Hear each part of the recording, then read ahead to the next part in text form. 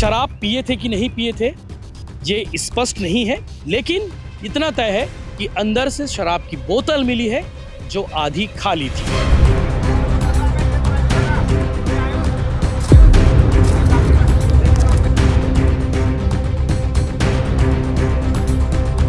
तीन बजकर 28 minute 24 second में गाड़ी नजर आ रही है सीसीटीवी फुटेज में, और उसके बाद उसे सिर्फ महज 10 सेकंड लगे उस गाड़ी को पेट्रोल पंप तक आने में। और आप देखिए किस कंडीशन में गाड़ी लहराते हुए आई है। कार में आती है और अचानक से अनियंत्रित होकर के टकराते लहराते पलटी खाते हुए आकर के वहां टकरा करके उसमें से एक युवती फेंकाते हुए भी दिख रही है। साथ ही साथ ऋचा ने अपनी मम्मी यानी कि स्वीटी कौशिक से एक बात कही। पता नहीं वो बात उस दिन ऋचा ने ये क्यों कही।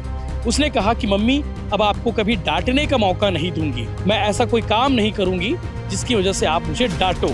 इसके अलावा उसने एक और बात कही थी, जरूरी नहीं कि आपके पास महंगी कार हो तो स्पीड ही चलानी है। महंगी कार वाले और भी लोग हैं जो नियंत्रित होकर गाड़ी चलाते हैं। और इस गाड़ी को आप देखिए, स्कॉडा कार है, और इस गाड़ी के बारे में हमने कल बताया था कि इस गाड़ी के साथ क्या हुआ है और इस गाड़ी में बैठे लोगों के साथ क्या हुआ है। ऋचा कौशिक जिसकी मौत हो चुकी है, और इस गाड़ी में सवार 3 अन्य लोग, उनमें से 2 की हालत गंभीर है, एक सही सलामत है। इतना सही सलामत है कि उसने हादसे के बाद जब कार पलटी और कार पलटने के बाद वो बिल्कुल इस तरीके से अंदर घुसा, और अंदर घुसने के बाद एक बोतल निकालते हुए नजर आया है। यकीन ना हो तो आप आगे वीडियो देखिएगा। पहले आप वीडियो देखिएगा कि आखिर क्या हुआ था कि जब गाड़ी पलटी और गाड़ी पलटने के बाद एक युवक बाहर निकलता है और वो युवक अंदर जाता है। अंदर जाने के बाद एक शराब की बोतल निकालता है, और बोतल निकालने के बाद उसे यूं ही फेंक देता है। और यूं ही नहीं फेंकता, उसके कुछ सेकंड बाद, कुछ मिनट बाद उस बोतल को उठाता है और उसे झाड़ियों में फेंक देता है। पहले वो वीडियो देखिए।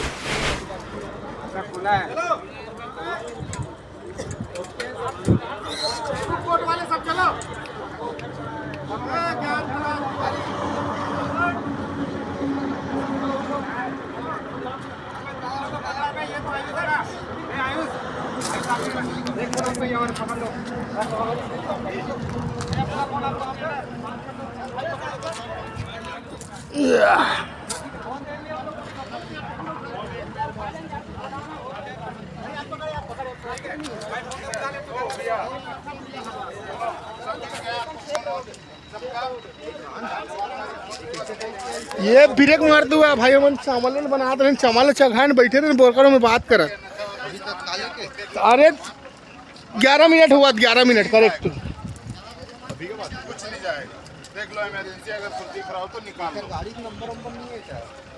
अरे यहाँ देखना, वहाँ से ब्रेक मारते सीन में मन ऐसे घुसे तरफ से।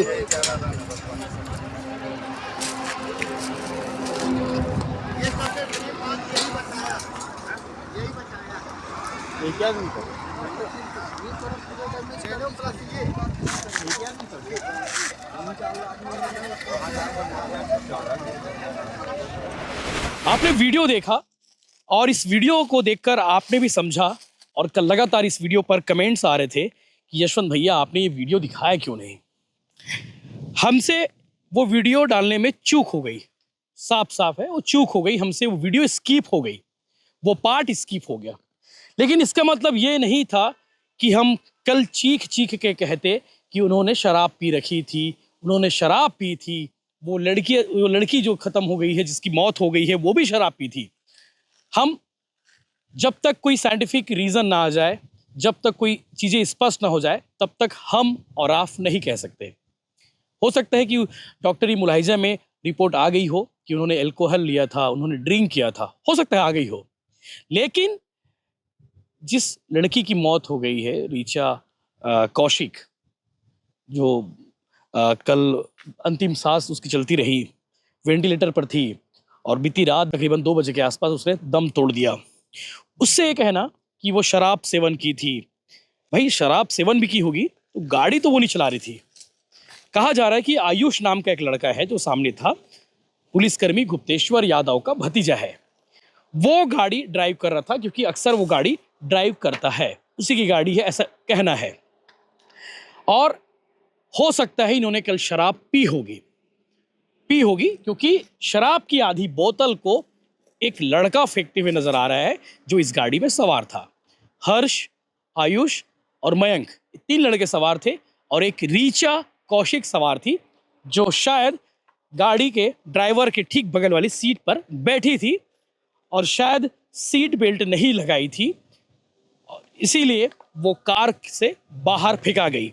दैनिक भास्कर.com ने लिखा है कि रीचा, हो सकता है कि वो रीचा बाहर कूदने का प्रयास कर रही थी और इसीलिए वो बाहर फेंका गई और अंदर जो लोग बचे हुए थे, अंदर जो थे वो सही सलामत है, ऐसा उनका कहना है, उनकी थ्योरी है।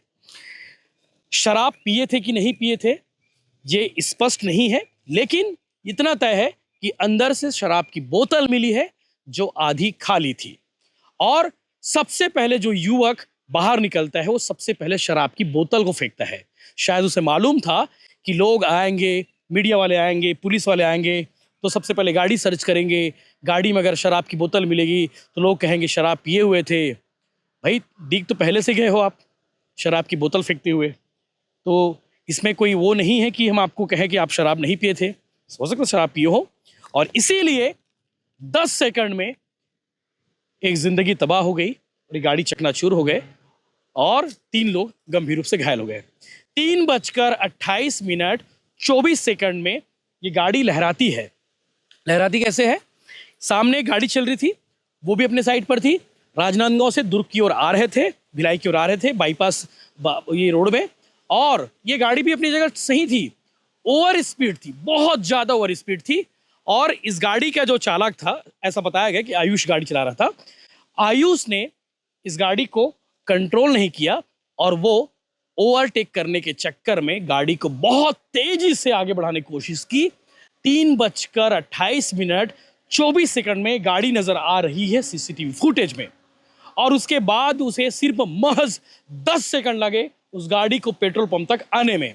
और आप देखिए किस कंडीशन में गाड़ी लहराते हुए आई है, और गाड़ी ओवरटेक कर रही थी, जो सामने गाड़ी चल रही थी उस गाड़ी को ओवरटेक करते हुए ये गाड़ी आगे आने की कोशिश की, डिवाइडर से टकराई हल्का सा, और डिवाइडर से टकराने के बाद ये गाड़ी अनबैलेंस हुई है, और अनबैलेंस होने के बाद गाड़ी जो चालक था उसने ब्रेक दबाने की कोशिश की होगी, और ब्रेक दबाने की वजह से गाड़ी जो है अनकंट्रोल हुई, और उसके बाद 3-4 बार पलटी खाते हुए सीधे पेट्रोल पंप के कैंपस में जा गिरी, और इस गाड़ी में सवार रीचा कौशिक गाड़ी से बाहर निकल गई। हालत बहुत ज़्यादा गंभीर थी, सिर पर ज़्यादा चोटें आई थी, और इसीलिए पहले उसे रायपुर के अस्पताल भेजा गया।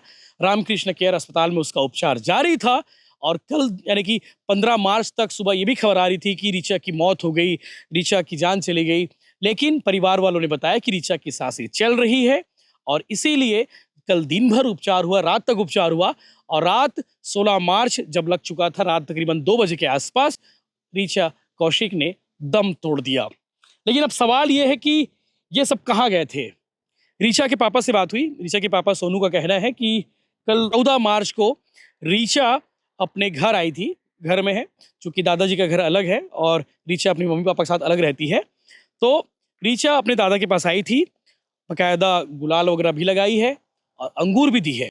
साथ ही साथ रीचा ने अपनी मम्मी यानी कि स्वीटी कौशिक से एक बात कही, पता नहीं वो बात उस दिन रीचा ने ये क्यों कही। उसने कहा कि मम्मी, अब आपको कभी डांटने का मौका नहीं दूंगी, मैं ऐसा कोई काम नहीं करूंगी जिसकी वजह से आप मुझे डांटो। इसके अलावा उसने एक और बात कही थी कि आज ऐसा कुछ करने जा रही हूं जिससे शायद आपको मौका मिले डांटने का, कभी नहीं मिलेगा मौका। पता नहीं उसने ये बात क्यों कही थी। ये 14 मार्च की बात है, 14 मार्च जिस दिन रीचा अपने दोस्तों के साथ ढाबा जाने वाली थी, ढाबा गई भी। ये सुबह की बात है, होली के दिन की बात है। उसके बाद रीचा चले जाती है। घर वालों ने उस दिन रोकने की कोशिश भी की रीचा को कि बेटा नहीं जाना, बाहर का माहौल ख़राब है, होली का दिन है, बहुत सारी चीज़ें। और ये जो तीनों लड़के हैं, ASI गुप्तेश्वर यादव, उनका बेटा मयंक यादव, उनका भतीजा आयुष यादव और एक हर्ष यादव जो उसके बेटे का दोस्त है, ये तीनों और रीचा चारों आपस की दोस्ती है और अक्सर घूमना फिरना साथ में करते हैं। उस दिन ये ढाबा गए थे, ढाबा से खाना खाकर लौट रहे थे। 3:15 बजे के आसपास अंजोरा ढाबा से निकले और उसके बाद 3:28 में इस लक्ष्मी पेट्रोल पंप, जो सिहावा की पूर्व विधायक लक्ष्मी ध्रुव, उनका पेट्रोल पंप है, उनके पेट्रोल पंप के कैमरे में वो नजर आती है 3:28 में। कुछ मिनट लगे उसको अंजोरा से यहाँ तक पहुंचने में और कुछ मिनट बाद अपने घर जा सकती थी, लेकिन जो कार चालक था उसने कार इतनी स्पीड चलाई। पहली बात तो हो सकता है 150 प्रति किलोमीटर घंटे की रफ्तार से गाड़ी चल रही थी, 150 किलोमीटर प्रति घंटे रफ्तार से, और उसने ओवरटेक करने की कोशिश की। और ओवरटेक करने के चक्कर में हो सकता है ड्राइवर नशे में चूर रहा हो, उसे समझ नहीं आया हो, लेकिन ओवरटेक करना गलत है।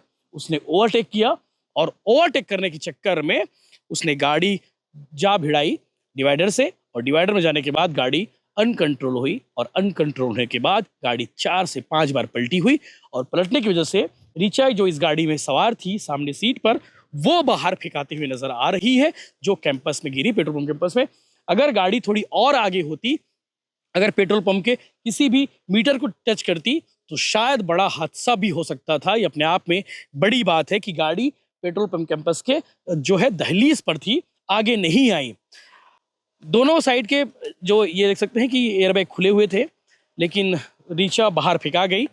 हो सकता है कि 3-4 बार पलटी जब कार मारी, उसी बीच कार के शीशे टूट गए थे, और टूटने की वजह से ऋचा जो है बाहर फेंका गई, जबकि बाकी जो लड़के थे, ड्राइविंग सीट पे जो कार सवार था वो भी, और पीछे 2 लड़के बैठे हुए थे वो भी अंदर ही फंसे रहे। खुशवंत एक बार दिखाने की कोशिश करेंगे, अंदर कुछ पड़े हुए हैं, डिस्पोजल और कुछ स्नैक्स पड़े हुए हैं, वो भी दिखाइए। इसके साथ साथ पीछे वाली सीट पर जो है, पीछे डिग्गी पर जो है, हो सकता है वो पानी की बोतल हो, और अभी जो आप देख पा रही है ड्राइविंग सीट के बगल वाली सीट का डिस्पोजल पड़ा हुआ है, और कुछ स्नैक्स पड़े हुए हैं, कुरकुरे वगैरह कुछ है वो। और आपको दिखाते हैं यहाँ पे ये सोडा है, शायद ये सोडा की बोतल है, ये पानी है, पानी की बोतल पड़ी हुई है, और 1-2 बोतल और पड़ी हुए हैं। तो हो सकता है ये शराब सेवन करके लौट रहे थे, शराब की बोतल निकालते हुए नजर आ रहा है साफ साफ। आप वो वीडियो देखिए, वो वीडियो कल हमसे स्किप हो गया था। हमारा मकसद ये नहीं था कि हम ये इन्हें बचाए या फिर ये साबित करने में लगे रहे कि ये लोग शराब के नशे में नहीं थे। हमसे वो वीडियो स्किप हुआ, और स्किप होने के बाद आज हमने जब एनालिसिस किया कि वाकई में उस वीडियो से, उस घटना से रिलेटेड जो वीडियो थे हमने सब देखा, तो वो वीडियो भी हमें नज़र आ गया। इस वीडियो में साफ साफ एक लड़का नज़र आ रहा है जो अंदर घुस रहा है, घुसने के बाद एक शराब की बोतल लेकर बाहर निकल रहा है, उसके बाद थोड़ी देर बाद फेंकता है, और उसके बाद और दूर जाकर फेंकने की कोशिश करता है। तो इस विषय को लेकर यही अपडेट था।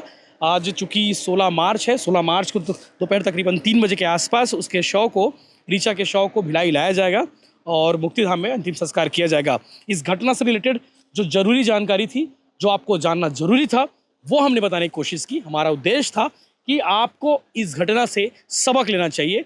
गाड़ी बहुत स्पीड में थी, 100 किलोमीटर प्रति घंटे की रफ्तार से भी ज़्यादा की स्पीड में थी, और गाड़ी ने ओवरटेक करने की कोशिश की, गाड़ी चालक ने ओवरटेक करने की कोशिश की। बस वही 2 चूक थी, एक स्पीड, दूसरी ओवर स्पीड के साथ साथ उसने ओवरटेक करने की कोशिश की। इन 2 वजहों से इतना बड़ा हादसा हुआ, और इतने बड़े हादसे में एक बच्ची की जान चली गई। नेशनल हाईवे बाईपास में दुर्ग कोतवाली थाना क्षेत्र एक पेट्रोल पंप है। वहाँ पर CCTV फुटेज में स्पष्ट दिख रहा है कि एक कार आती है और अचानक से अनियंत्रित होकर के टकराते लहराते पलटी खाते हुए आकर के वहाँ टकरा करके उसमें से एक युवती फेंकाते हुए भी दिख रही है, और उसमें 4 लोग सवार थे। एक युवती जिसको गंभीर अवस्था में रेफ़र किया गया था, रायपुर एक निजी अस्पताल में एडमिट किया गया था, जहां उसकी मृत्यु की सूचना कल रात में प्राप्त हुई है। 3 युवक यहां आरोग्यम हॉस्पिटल में भर्ती हैं, तीनों की स्थिति स्थिर है।